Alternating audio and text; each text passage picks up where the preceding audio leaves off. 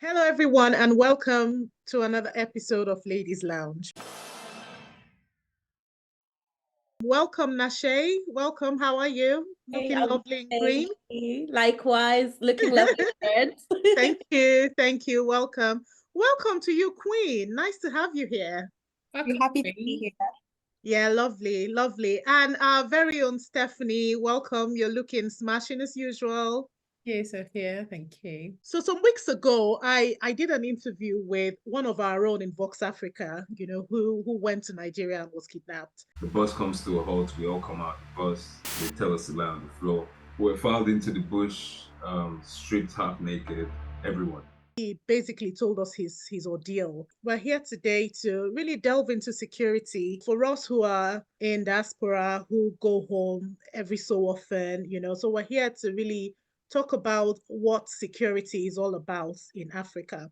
We're not all from one country in Africa, but that particular interview was with someone from Nigeria, and we know about the insecurity in Nigeria. But Africa at large has its moments, doesn't it? So that's what we're talking about today. And I'll start by asking, going back home, if you do, because I know not everybody goes home often. And when I say home, I mean Africa, what sort of security plans do you put in place when you travel? I'll come to you first, Nashe. I actually haven't been, so I'm originally from Zimbabwe. I haven't been in Zim for a while, and I'm contemplating going shortly. And to be honest, Zimbabwe isn't necessarily the place that I would need to really think about security at large to visit in the first instance. I'll just need to make sure that I keep my laptop close to me at the airport and my phone close to me, and just be aware of my surroundings and probably have a family member pick me up from the airport. But I wouldn't really have to consider security at large to go back home. That could be me being naive, but yeah, it's just more so being aware of my surroundings than anything else. Right. How about you, Stephanie? So I went home last November and I stayed for 2 weeks, and it was the most amazing trip I've had. I like to travel, so I go around the world, but I felt it was good. I think the main thing I would do, or I usually do, is to ensure, as Nasha said, someone pick me up from the airport. I don't come out and I'm stranded, right? Because then, someone who you trust, you don't come out and just get, into any taxi, because there's a risk of that. And also I have my accommodation sorted. I actually watched the interview you did, and it was really heartbreaking to hear the experience that he had. When we're in the bush, every now and then they would try and contact the family. We walk for like maybe 6 hours, then we'll rest for about 20 minutes, 30 minutes, then we keep moving. I haven't been home for 10 years. Before I went home last year, I had a lot of anxiety going back because you hear all these stories. But after I stayed in Nigeria for a week, the second week, I was walking on the streets like with flip-flops. I was going to like buy meat pie. And it was really, truly a beautiful experience for me. I could just walk around into the market, talk to people. So I think I had more anxiety when I got home. I was maybe I'm being naive, but I was relaxed and I enjoyed myself. So I think, just reiterating what I said is ensuring that someone that will pick you up to your hotel. And I don't dress flashy, so my designer bag I keep at home. My designer wristwatch, my jewelries I keep at home. I come out like a normal person, like every other Nigerian. I know they would still know you're from abroad, maybe because the way you speak or the way you carry yourself. But I think I try to avoid anything flamboyant and just wear like jeans and t-shirts and walk on the street. So there's an anxiety, but I think when I went, I issue. Yeah, it settled after a while. Yes. Okay. And how about you, Queen? What would you say? Yeah, definitely echo everything Nashi and Steph have said. I guess I go home all the time. I was home in December. I go like maybe once a year at least. But still like have like family or friends like pick me up from the airport, someone familiar. Always make sure like my phone is kind of like charged, just so that there's no instance where I'm out and I can't reach anybody. I think that's very important. I use an iPhone, so most times I always have like the Find My Phone thing like connected to one person in my family, so they always kind of know where I am.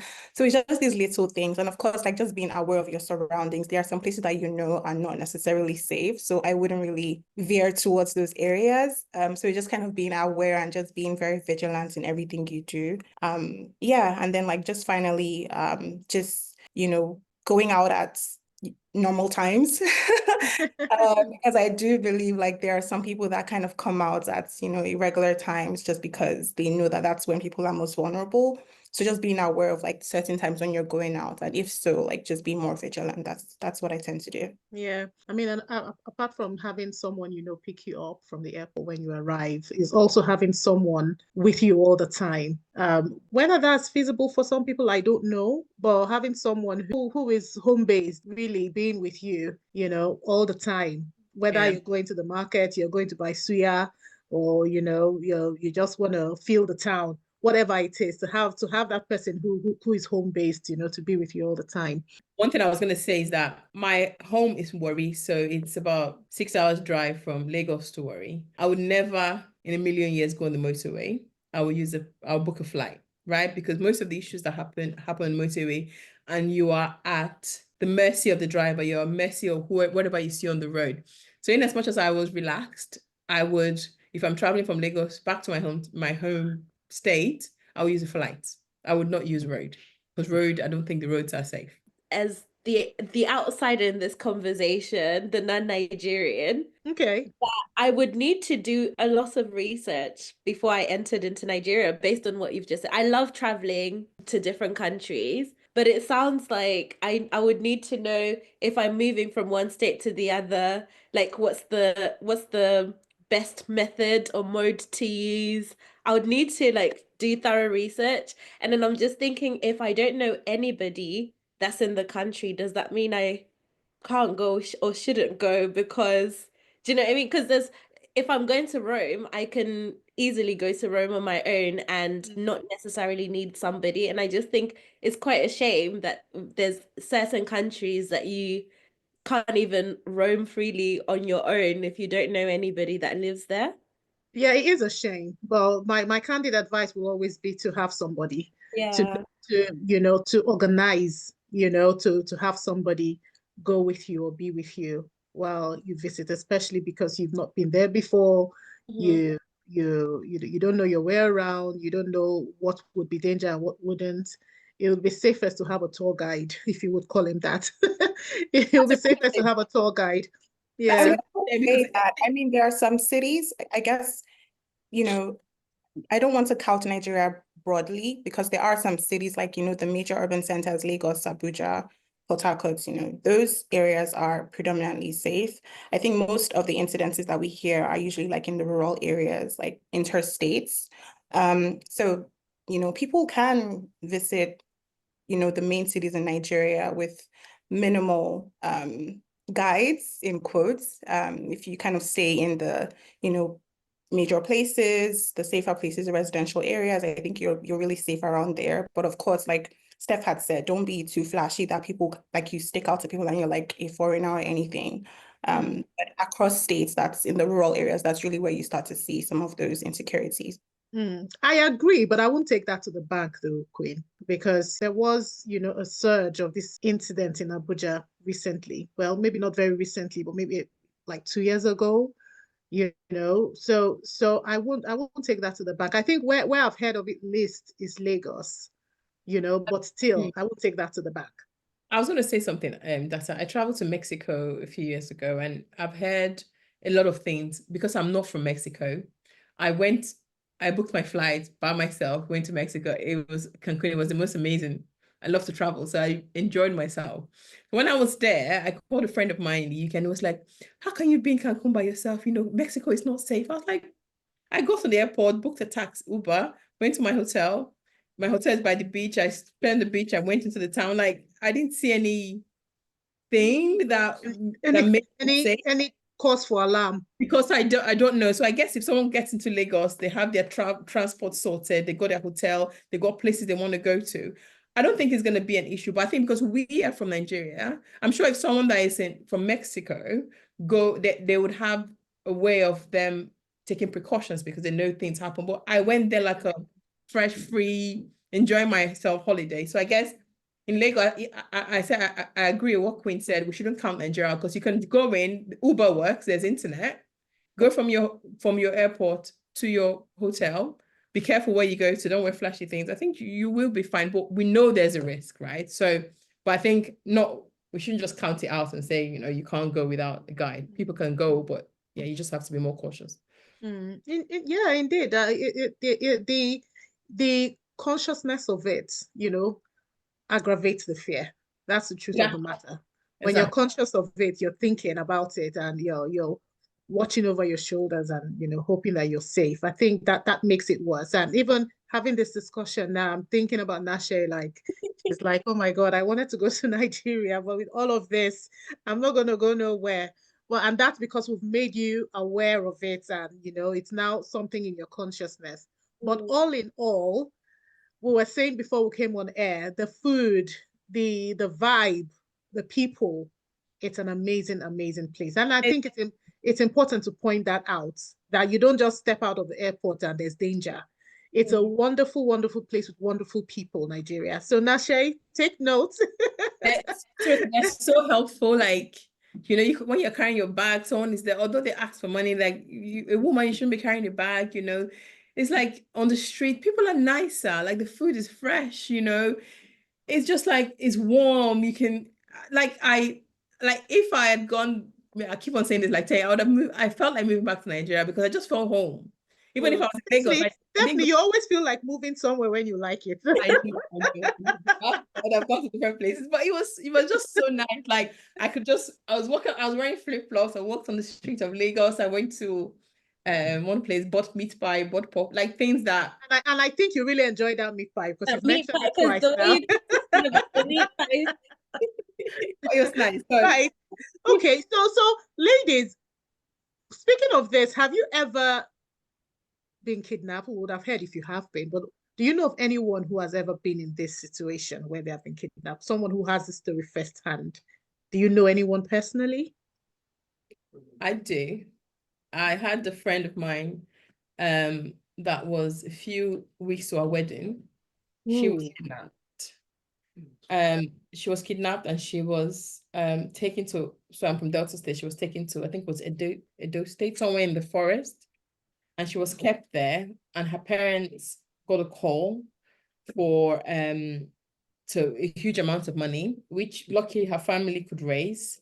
And they raised the money, sent it to a dropout place where they arranged. It's about 10 years ago. And they exchanged they gave the money and then they released her. But she came out quite traumatized. She came out like for months, she couldn't even speak because she was so terrified. But luckily she was there for about 3 days because the family could get the money really quickly because they knew her wedding, they've already fixed like date, they've already booked hall. So it was like, and she felt it was maybe someone that knew her, that knew the pressures and knew the deadlines for her wedding, that arranged it. It was a horrible experience for her. Yeah. Unfortunately, I know not one, not two, not three people who have been kidnapped. I know quite a handful of people, and not people from afar, people that are close. I have friends who, at least I have two close friends who were kidnapped. I have one who was kidnapped at her gates. In fact, both of them were kidnapped at their gates, funny enough, in Port Harcourt. One relocated to the US, well, first to Abuja, then to the US, and the other relocated here to the UK afterwards. And it's the most traumatic, time, even for the people who are out waiting for you to come back. I remember, prayer groups, everything. For one friend, they kept her for 1 month. They kept her for 1 month. 1 full month she was there. And these people who kidnap are normal human beings, just like you would hear in the interview I did. They, in fact, in this group that kidnapped my friend, they pray. They have prayer sessions. They are possessed. They have prayer sessions. They speak the language with her because she could speak the language they were speaking. It was from the riverine side, in River State. Sometimes the kidnappers would decide to go 2 days without calling. And you don't know if this sister, this friend is still alive. Even remembering it now, it gives me the shivers. It's not something that anyone should experience. Yeah, I don't know. I don't know what more to say about that than is horrible. And it's prompting me to even want to ask these two friends, especially how they are now. This has been years and years ago because, as I said, both of them have relocated. I'm wondering how they are now because I know it's quite a pressure. I did ask, Ugo, who was the person I interviewed in this show, how he was. He said at first I thought I was fine, and then I realized I wasn't. And I think that's the effect it has. You think as Nigerians, as Africans, as strong Black people, so to say, in quotes, I mean, it has happened, but it's trauma. It's Mm, trauma, and to come out of that, and that there's all these things that will go with it, the flashbacks, the restlessness, the watching over your shoulder, that will go on for months before you can start to recover, to say, okay, I'm actually out, I'm safe, you know. But reaching that point of safety again takes, another amount of time, really, for sure. Ladies, I wonder, did you watch that interview I had with Ugo on a different episode? And I'm wondering what your comments are on it. I watched the episode, and firstly, a massive applause to Ugo for being so open and transparent about Mm-hmm. his and raising awareness, because I think just by talking about some of our experiences and ordeals, you kind of relive them as you Mm, about them. And there's certain things that you might just want to put in the past and never talk about again. So I really admired his courage in mm, opening up and sharing with the world mm, such a thing that he had been through. I think my reflections, it kind of touches on the point that you've just made, Sophia, around trauma. mm, How much as a people, sometimes we carry things and we normalize it, in that mm, these things happen in Nigeria, these things happen mm, in Africa, and oh, it's happened to me. It's a normal thing, and I can just move on with it. But these are life-changing ordeals that leave a mark, a scar, not mm, necessarily just to the people that go through it, but mm, even to those around them, the loved ones. Like, there's such a domino effect on one person's decision and behavior towards life that can be so detrimental to everybody. And even thinking about the kids that are raised by victims that have gone through that, like, sometimes you then project your fear of this happened to me, and therefore you project that to your children and mm, children's children, so it's like we talk about generational curses, and for me, sometimes generational trauma is mm, the biggest things, and there's so much work that we can do, because again, I know I was talking about this as someone on the outside of Nigeria in this case, looking in, and I'm thinking, well, we talk about how do we inject money into Africa, into our economy. Tourism is one of the biggest ways that we can do that. But how do we attract tourists when such things, and there's insecurity. Yeah. in this insecurity? So there was so much that I took from that interview, but the biggest thing for me was, like, we carry so much as a people, and I'm so glad that we're having these conversations openly and starting Mm, to really raise awareness around, well, this is the implication, and then the next thing is what can be done about it, because it's mm. such a big thing. Yeah, and I even feel the weight in this room now, this virtual room, as it is, talking about this. It is a weight. It is a weight. It's definitely something that ripples. Yeah, definitely. I think what stuck out to me was just first like Ugo's bravery. Um, just being able to think on his feet so rapidly. He said something Mm, that stuck to me at the beginning. He said once he knew that he was in danger, he literally tucked all his belongings mm, with us just so that he wouldn't be identified as someone who was high value in quotes. mm, And mm, it just made me think, I don't know if he responded in that way because, like we said in this room earlier, like because we are Nigerians, we kind of already know to take precaution. We kind of already know to be cautious. I just think about, okay, if it was somebody else who was totally new to the country, who didn't know, like, the lay of the land, if they were able to react that way, based on that act alone, it's pretty much saved him in a way because it gave him that time. So just thinking about how like your actions in certain situations of danger can really leave a ripple effect. I thought that was very brave of him. Besides that, I think what also stuck out to me was how well organized the operation was. He mentioned things like how, the kidnappers like were on rotation.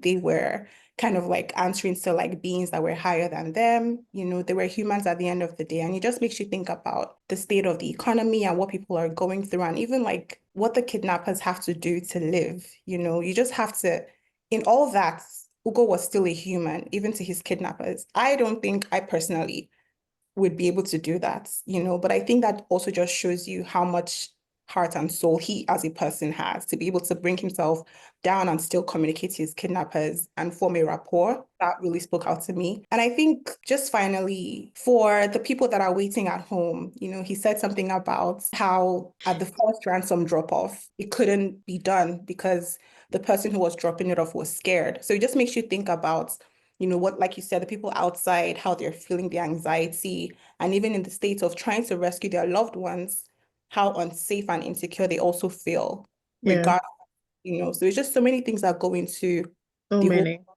field that are very systemic and just have like so many ripple effects that stood out to me. Yeah, indeed. I mean, I think it was a question I also asked him about how quickly he was able to think on his feet, and he did mention something about his upbringing and his dad, but all of us don't have that dad, to be honest. And so we don't have, we might not have that, ability to think swiftly like that. But I think when human beings are faced with a threat, there is the fight or flight will kick in. And you'll be amazed at what you can do when faced with a threat. Let's just hope that it would never happen to any of us, and none of our loved ones as well. I've just spoken like a typical Nigerian and I own it. Let's just hope that doesn't happen, because you don't want to have to know how your fight or flight will kick in, really. So it's better to be safe than sorry, to stay safe, basically. Stephanie, what do you say? What are your comments? I'm just kind of speechless because it's such a shame on our government, because there's so much opportunities that we as a country or as a continent can get in our economy, but it's just being eroded by actions like this, actions of very few people. Like if you look at how much they will even get, even if they kidnap, compared to how much the economy would boom if we have, good tourism, coming to Nigeria, where we'll be as a nation, as a continent. But things like this just ruins it all. And I think it's a shame on our government as well. They're really not really doing anything. And people, imagine 200 and whatever million people in Nigeria living in fear, because it's fear. Because you don't know, when you're kidnapped, nobody can help you. If you don't have the money, there's no help from anywhere. And it's a sad state for humans to live in. I have had instances growing up in Nigeria where we've had, I think once we went to church and came back and our house was boggled. Like there's no help. You cannot say you're calling, like here, if I see a strange man in front of my door, I can call 999 and they'll be here in 5 minutes. But people in Nigeria are living in a state where you can't call anyone really. If your family doesn't have the money, you're in trouble. So I'm just saddened by the whole thing. I watched the interview and, and I'm so glad that he was rescued and, they could pay the money and it could be. But that trauma lives on. Like the people in our dear continent are living with such traumatic experience that can easily be avoided, because we have technologies these days. Those phones can be tracked. Those people, the government know about them, but no one is doing anything about it. So I'm just fed up with it. Just really quite sad. It is really sad, the way things turn out. And I mean, I think Ugo also mentioned about, when he went to the police station afterwards and the kind of comments that come out of their mouth. They are the ones that are supposed to protect, isn't it? But they're saying, you should know that place is dangerous, to not go there. So it's a big shame. It's a big shame. Everybody is their own government, in in Nigeria in particular. You know, you provide yourself with power, you provide yourself with water, you provide yourself with security. And that is the abysmal state, you know, of the country. Yeah, so before we move on to LL tips, let's end this thing well on a lighter note. I need everyone to say 2 things they love about going home. Firstly, like the energy is unmatched. Unmatched. I agree. The life. There's no place like Nigeria.